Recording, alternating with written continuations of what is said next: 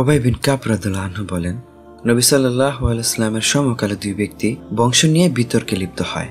একজন বলল, আমি অমুকের পুত্র অমুক, তুমি কে? এই কথা শুনে রাসূলুল্লাহ সাল্লাল্লাহু আলাইহি ওয়াসাল্লাম বলেন, মূসা আলাইহিস সালামের যুগে দুই ব্যক্তি বংশ নিয়ে বিতর্কে লিপ্ত হয়েছিল। একজন বলল, আমি অমুকের পুত্র অমুক। এভাবে সে 9 পুরুষের নাম বলল। তারপর বলল, তুমি কে? তোমার তো কোনো পরিচয়ই নেই। অপরজন বলল, আমি অমুকের পুত্র অমুক, যে ইসলামের পুত্র। আল্লাহ তাআলা মূসা আলাইহিস সালামের কাছে ওহী প্রেরণ করে বললেন, আপনি বংশ নিয়ে বিতর্ক করা এই দুই ব্যক্তিকে বলুন, যে ব্যক্তি নিজের 9 পুরুষ পর্যন্ত নাম বলেছে তার 9 পুরুষই জাহান্নামী, আর সে হলো জাহান্নামে যাওয়া 10ম পুরুষ। আর যে ব্যক্তি নিজের ঊর্ধ্বতন 2 পুরুষের নাম বলেছে সেই 2 পুরুষ জান্নাতি, আর সে হলো জান্নাতে যাওয়া 3য় পুরুষ। মানুষের পরিচয় নির্ণীত হয় অন্তর আচার ব্যবহারের মাধ্যমে, অর্থ সম্পদ কিংবা পোশাক আশাকের মাধ্যমে নয়।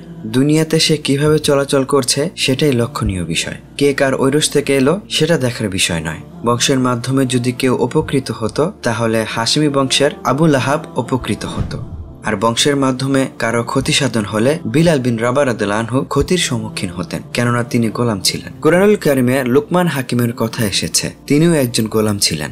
বংশ যতই উঁচু হোক কেউ যেন নিজেকে সে পরিচয়ে প্রকাশ না করে, বংশ যতই নিচু হোক কেউ যেন এ কারণে হেয় না করে। প্রত্যেকে একাকী মারা যাবে, একাকী দাফন হবে, তার হিসাব হবেও একাকী। নবীর পুত্র হওয়া সত্ত্বেও নূহ আলাইহিস সালামের ছেলের কোনো উপকার হয়নি। মুশরিকের সন্তান হওয়া সত্ত্বেও ইব্রাহিম আলাইহিস সালামের কোনো ক্ষতি হয়নি। রাসূলুল্লাহ সাল্লাল্লাহু আলাইহি ওয়াসাল্লাম বলেন, হে মুহাম্মাদের মেয়ে ফাতিমা, নিজে আমল করো, কেননা আল্লাহর কাছে আমি তোমার কোনো কাজে আসব না। হে মুহাম্মাদের চাচা আব্বাস, আপনি আমল করুন, আল্লাহর কাছে আমি আপনার কোনো কাজে আসব না। পিতৃপুরুষ নিয়ে গর্ব করার অধিকার মানুষের আছে। গর্ব ও অহংকারের মধ্যে বিশাল পার্থক্য রয়েছে। আপনার বংশ উচ্চ হলে এমন কাজ করবেন না যাতে আপনার বংশ কলঙ্কিত হয়ে যায়, আবার বংশ নিচু হলে তার সঙ্গে নিচু মানসিকতার কাজকে মিলিয়ে দেবেন না।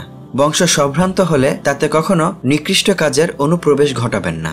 বংশকে নিচু করার পাশাপাশি নিজেও কাজে কর্মে নিচু হয়ে যাবেন না। সুলাইমান ইবনে দাউদ আলাইহিস সালাম নবীর ঐরসে নবী। তিনি আল্লাহর কাছে প্রার্থনা করেন, হে আমার পালনকর্তা, আপনি আমাকে সামর্থ্য দান করুন যাতে আমি আপনার সেই নিয়ামতের কৃতজ্ঞতা প্রকাশ করতে পারি যা আপনি আমাকে প্রদান করেছেন। সুলাইমান আলাইহিস সালাম পিঁপড়ার কথা শুনে মুচকি হাসেন। হুদুদ পাখির অনুপস্থিতি সম্পর্কে জিজ্ঞেস করেন। পূর্ব থেকে পশ্চিম পর্যন্ত পৃথিবী শাসন করেছেন, কিন্তু বংশ তাকে অহংকারী বানিয়ে দেয়নি। ইউসুফ আলাইহিস সালামের কথাই ধরুন, যার বংশ মানব জাতির মধ্যে সবচেয়ে উঁচু। তার পিতা ছিলেন ইয়াকুব আলাইহিস সালাম, তার পিতা ছিলেন ইসাক আলাইহিস সালাম, তার পিতা ছিলেন ইব্রাহিম আলাইহিস সালাম। ইউসুফ আলাইহিস সালাম নিজে নবী ছিলেন, তার বাবা নবী ছিলেন, তার দাদা নবী ছিলেন, পরদাদাও নবী ছিলেন। তিনি মিসকিনদের খাবার খাওয়াতেন। তাকে জিজ্ঞেস করা হয়, আপনি খাদ্য ভাণ্ডারের দায়িত্বশীল হওয়া সত্ত্বেও রোজা রাখেন কেন? তিনি বলেন, যেন আমি ক্ষুধার্তদের ভুলে না যাই। আল্লাহ তাআলা সবচেয়ে ন্যায়পরায়ণ। সন্তানের কারণে তিনি পিতাকে জাহান্নামে প্রবেশ করাবেন না, আবার পিতার কারণে সন্তানকেও জাহান্নামে প্রবেশ করাবেন না। যার যার আমল অনুসারে তার বিচার হবে। আল্লাহ জানেন আলোচিত প্রথম ব্যক্তি অহংকারী। তার বংশের লোকেরাও অহংকারী মুশরিক ছিল। সেও তার পূর্বপুরুষদের মতো অহংকারী ছিল, তাই তো তাদের সাথে সেও জাহান্নামে যাবে। সে যদি তার পূর্বপুরুষদের মতো না হয়ে বিনয়ী মুসলিম হতো তাহলে সে অবশ্যই জান্নাতে যেত। বংশ মর্যাদা যাই হোক না কেন, নেককার হলে কোনো ভয় নেই। জান্নাত নম্র ভদ্র ও সহজ সরল মানুষের ঠিকানা, আর জাহান্নাম অহংকারী ও অবাধ্যদের ঠিকানা। রাসূলুল্লাহ সাল্লাল্লাহু আলাইহি ওয়াসাল্লামের বিনয় এত অধিক ছিল যে তিনি তার সম্মানার্থে সাহাবীগণকে দাঁড়াতে নিষেধ করতেন। একবার তার জন্য সাহাবাগণ দাঁড়িয়ে গেলে তিনি রাগান্বিত হয়ে যান। রাগের সময় তার চেহারায় রাগের চিহ্ন ফুটে উঠত, কিন্তু এমন অবস্থায় তিনি কাউকে বকাঝকা বা তিরস্কার করতেন না। নবীজি ওই সময় রাগান্বিত হওয়ায় হাসান বিন সাবিত রাদিয়াল্লাহু আনহু একটি কবিতা বললেন। রাসূলুল্লাহ সাল্লাল্লাহু আলাইহি ওয়াসাল্লাম মুস্কি হাসলেন। রাসূলুল্লাহ সাল্লাল্লাহু আলাইহি ওয়াসাল্লাম রাগান্বিত হতেন অনেক দেরি করে, আর খুশি হয়ে যেতেন খুব দ্রুত। বেদুইনরা অতি সাধারণ। তারা রাসূলুল্লাহ সাল্লাল্লাহু আলাইহি ওয়াসাল্লামের কাছে এলে রাসূলুল্লাহ সাল্লাল্লাহু আলাইহি ওয়াসাল্লাম তাদের ভয় দূর করার জন্য বলতেন, শান্ত হও, আমি তো মক্কার এক সাধারণ নারীর সন্তান যে শুকনো রুটি ও গোশত খেত। একবার রাসূলুল্লাহ সাল্লাল্লাহু আলাইহি ওয়াসাল্লাম বসে আছেন। একটি 7 বছরের ছোট্ট মেয়ে তার হাত ধরে তাকে টেনে নিয়ে যাচ্ছে। রাসূলুল্লাহ সাল্লাল্লাহু আলাইহি ওয়াসাল্লাম তার সঙ্গে হাঁটছেন, জানেন না আসলে কোথায় হেঁটে চলছেন।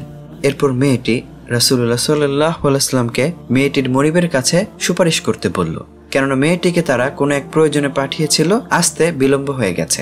রাসূলুল্লাহ সাল্লাল্লাহু আলাইহি ওয়াসাল্লাম মেয়েটির জন্য সুপারিশ করলেন। আনাস রাদিয়াল্লাহু আনহুর ছোট্ট এক ভাই ছিলেন, নাম আব্দুল্লাহ। রাসূলুল্লাহ সাল্লাল্লাহু আলাইহি ওয়াসাল্লাম তার সঙ্গে খেলাধুলা করতেন। তিনি তাকে আবু উমায়ের উপাধি দিয়েছিলেন। আবু উমায়ের একটি ছোট্ট পাখি ছিল, নাম ছিল নুগায়ের। উমায়ের এই ছোট্ট পাখি নুগায়েরের সঙ্গে খেলাধুলা করতেন। নবী সাল্লাল্লাহু আলাইহি সাল্লাম কিছুদিন পর তাকে জিজ্ঞেস করেন, আবু উমায়ের, কেমন আছে তোমার নুগায়ের? আবু উমায়ের তখন কাঁদতে লাগলেন, কারণ নুগায়ের মারা গিয়েছিল। নবীজি সাল্লাল্লাহু আলাইহি সাল্লাম তখন সান্ত্বনা দিতে তার গলা জড়িয়ে ধরলেন। নবী সাল্লাল্লাহু আলাইহি সাল্লামের ওপর আমাদের পিতামাতা কুরবান হোক, তিনি খুব সহজেই মানুষের সাথে মিশে যেতেন, তাদের সুখ দুঃখের অংশীদার হতেন, ছিলেন সাধারণ মানুষের প্রতি নমনীয় ও সহানুভূতিশীল। আনাস রাদিয়াল্লাহু আনহু 10 বছর রাসূলুল্লাহ সাল্লাল্লাহু আলাইহি সাল্লামের খেদমত করেছেন। কখনো রাসূলুল্লাহ সাল্লাল্লাহু আলাইহি সাল্লাম আনাস রাদিয়াল্লাহু আনহুকে প্রশ্ন করেননি, কেন তুমি এই কাজটি করনি? সাহাবীদের অবস্থাও এমনই ছিল। রাসূলুল্লাহ সাল্লাল্লাহু আলাইহি সাল্লাম তাদেরকে বিনয় আর নম্রতার দীক্ষায় গড়ে তুলেছিলেন। আবু বকর রাদিয়াল্লাহু আনহু খলিফা হওয়া সত্ত্বেও এক বৃদ্ধের ঘর পরিষ্কার করতেন। তিনি রাস্তায় হাঁটতেন আর ছোট শিশু তার কাপড় ধরে টেনে বলতো, আব্বু আব্বু। ওমর রাদিয়াল্লাহু আনহু কঠোর স্বভাবের ছিলেন, কিন্তু প্রজাদের ক্ষেত্রে তার অন্তর ছিল একজন স্নেহপ্রবণ মায়ের মতো। এক বেদুইন নারী, আল্লাহ ছাড়া তার কোনো সহায় ছিল না। তার সন্তান ডেলিভারির জন্য ওমর রাদিয়াল্লাহু আনহু নিজ স্ত্রীকে সাহায্যকারী হিসেবে পাঠিয়ে দিয়েছিলেন। ওমর রাদিয়াল্লাহু আনহু নিজ পিঠে করে আটার বস্তা বহন করে নিয়ে গেছেন আর নিজ হাতে এতিম শিশুদের রান্না করে খাইয়েছেন। পারস্যের দূত এসে মদিনায় রাজপ্রাসাদ খুঁজতে থাকে। সে কোনো রাজপ্রাসাদ দেখতে পাচ্ছিল না। লোকদের জিজ্ঞেস করলো, তোমাদের রাজা কোথায়? তখন বলা হলো অমুক স্থানে। দূত সেখানে গিয়ে দেখে ওমর রাদিয়াল্লাহু আনহু এক গাছের নিচে ঘুমিয়ে আছেন, আর তার নাতি ওমর ইবনে আব্দুল আজিজ রহমতুল্লাহ অন্ধকারে মসজিদে যাচ্ছিলেন। তখন এক অসতর্ক ব্যক্তির পায়ের সঙ্গে তার পা লেগে যায়। লোকটি রাগান্বিত হয়ে বলে উঠল, আপনি কি অন্ধ? ওমর ইবনে আব্দুল আজিজ রহমতুল্লাহ বললেন, না। খলিফার সঙ্গে থাকা লোকজন রাগান্বিত হয়ে যান। ওমর ইবনে আব্দুল আজিজ বললেন, তাকে ছেড়ে দাও, সে তো আমাদেরকে একটি বিষয় জিজ্ঞেস করেছে আর আমরা তার উত্তর দিয়েছি মাত্র। এক রাতে তার কামরার বাতিটি নিভে যায়। তিনি বাতিতে তেল ঢালার জন্য উঠলেন। লোকজন বললেন, আমিরুল মুমিনিন, অন্যকে যদি কাজটি করার সুযোগ দিতেন। তিনি বললেন, কাজটি আমি নিজে করলেও যেই ওমর ইবনুল আজিজ ছিলাম সেই ওমর ইবনুল আজিজই থাকবো। এরকম অনেক ঘটনা রয়েছে যা আমাদের জীবনে বহু শিক্ষা বহন করে, অথচ আমরা মুভি, সিরিয়াল, অ্যানিমেশন, গান বাজনা, খেলাধুলা নিয়ে ব্যস্ত। আকুলু কাওলি হাযা ওয়া সাল্লাল্লাহু ওয়া সাল্লামা আলা রাসূলি ওয়া আলা আলিহি ওয়া সাহবিহি আজমাইন। আসসালামু আলাইকুম ওয়া রাহমাতুল্লাহ।